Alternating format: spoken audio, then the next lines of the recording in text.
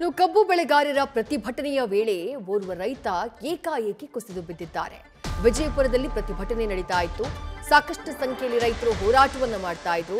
ಬೆಂಬಲ ಬೆಲೆ ನಿಗದಿಪಡಿಸಿ ಅಂತ ಹೇಳಿ ಆಗ್ರಹಿಸಿ ನಡೀತಾ ಇದ್ದಂತಹ ಹೋರಾಟ ಅದು. ಪ್ರತಿಭಟನಾ ಮೆರವಣಿಗೆಯ ಸಂದರ್ಭದಲ್ಲಿ ರೈತರೊಬ್ಬರು ಏಕಾಏಕಿ ಅಸ್ವಸ್ಥಗೊಂಡರು. ಸಾಯಿಬಣ್ಣ ಅವರಿಗೆ ಸ್ಥಳದಲ್ಲಿ ಚಿಕಿತ್ಸೆಯನ್ನ ನೀಡಲಾಗಿದೆ. ರೈತ ಸಂಘದ ನಿಡಗುಂದಿ ತಾಲೂಕು ಅಧ್ಯಕ್ಷ ಸಾಯಿಬಣ್ಣ ಅವರು ಪ್ರತಿಭಟನೆ ನಡೀತಾ ಇದ್ದಂತಹ ಸಂದರ್ಭದಲ್ಲಿ ಏಕಾಏಕಿ ಅಸ್ವಸ್ಥಗೊಂಡಿದ್ದಾರೆ. ಅವರಿಗೆ ಸ್ಥಳದಲ್ಲೇ ಚಿಕಿತ್ಸೆಯನ್ನ ಕೊಡಿಸುವಂತಹ ವ್ಯವಸ್ಥೆಯನ್ನ ಮಾಡಲಾಗಿದೆ.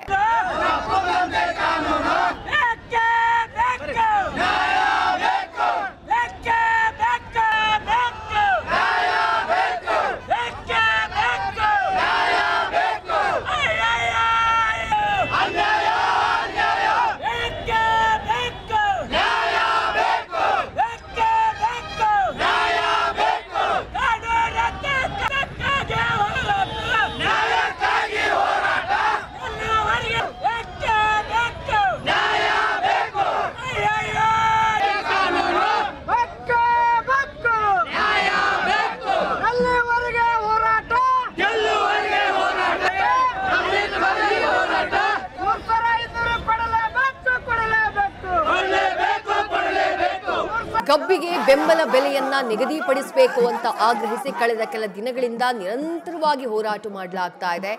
ಆ ಭಾಗದಲ್ಲಿ ಹಲವು ಜಿಲ್ಲೆಗಳಲ್ಲಿ ಹೋರಾಟ ನಡೀತಾ ಇದೆ. ಹಲವು ಹಳ್ಳಿಗಳಲ್ಲಿ ದೊಡ್ಡ ಪ್ರಮಾಣದಲ್ಲಿ ರೈತರು ಬೀದಿಗಿಳಿದು ಹೋರಾಟವನ್ನ ಮಾಡ್ತಿದ್ದಾರೆ. ಈ ಹೋರಾಟ ನಡೀತಾ ಇದ್ದಂತಹ ಸಂದರ್ಭದಲ್ಲಿ ರೈತ ಸಾಯಿಬಣ್ಣ ಏಕಾಏಕಿ ಅಸ್ವಸ್ಥಗೊಂಡ್ರು. ಡೀಟೇಲ್ಸ್ ನಮ್ಮ ಪ್ರತಿನಿಧಿ ರಾಜಪ್ಪ ನೀಡ್ತಾ ಹೋಗ್ತಾರೆ. ರಾಜಪ್ಪ, ಸದ್ಯ ರೈತ ಸಾಯಿಬಣ್ಣ ಅವರ ಕಂಡೀಷನ್ ಹೇಗಿದೆ? ಆಸ್ಪತ್ರೆಗೆ ಏನಾದ್ರೂ ದಾಖಲು ಮಾಡಲಾಗಿದೆಯಾ? ಏನ್ ಮಾಹಿತಿ ಸಿಗ್ತಾ ಇದೆ? ವಿದ್ಯಾಶ್ರೀ, ಏನಂದ್ರೆ ಪ್ರಮುಖವಾಗಿ ವಿಜಯಪುರ ಜಿಲ್ಲೆಯಲ್ಲೂ ಕೂಡ ಅತಿ ಹೆಚ್ಚು ಕಬ್ಬನ್ನ ಬೆಳೆಯಲಾಗ್ತದೆ. ಹೀಗಾಗಿ ರೈತರು ಕಬ್ಬಿಗೆ ಒಂದು 3500 ರೂಪಾಯಿಯನ್ನ ಪ್ರತಿ ಟನ್ಗೆ ನಿಗದಿ ಮಾಡಬೇಕನ್ನುವಂತ ಒಂದು ಹೋರಾಟವನ್ನ ಇಟ್ಕೊಂಡಿದ್ದಾರೆ. ನಿನ್ನೆ ಸಹ ಜಿಲ್ಲಾಧಿಕಾರಿ ನೇತೃತ್ವದ ಸಭೆ ಆಯಿತು. ಅದು ಅಲ್ಲಿ ಒಮ್ಮತ ಮೂಡದ ಹಿನ್ನೆಲೆಯಲ್ಲಿ ಇವತ್ತು ವಿಜಯಪುರ ನಗರದಲ್ಲಿ ಅಂದ್ರೆ ರೈತ ಸಂಘ ಹಾಗೂ ಹಸಿರು ಸೇನೆ ಜೊತೆಗೆ ವಿವಿಧ ಸಂಘಟನೆಗಳು ಸೇರಿಕೊಂಡು ಇವತ್ತು ಬೃಹತ್ ಹೋರಾಟ ಮಾಡಿದ್ರು.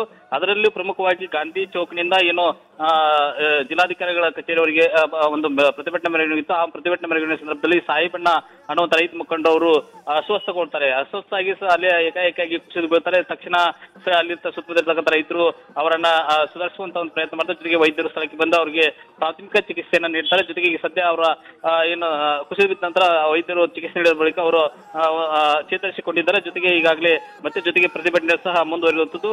ಹೀಗಾಗಿ ಪ್ರಮುಖವಾಗಿ ಈ ಒಂದು ಪ್ರತಿಭಟನೆಯಲ್ಲಿ ಮಠಾಧೀಶರು ಜೊತೆಗೆ ವಿವಿಧ ಸಂಘಟನೆಯ ಪ್ರತಿನಿಧಿಗಳು ಕೂಡ ಭಾಗವಹಿಸಿದ್ದಾರೆ.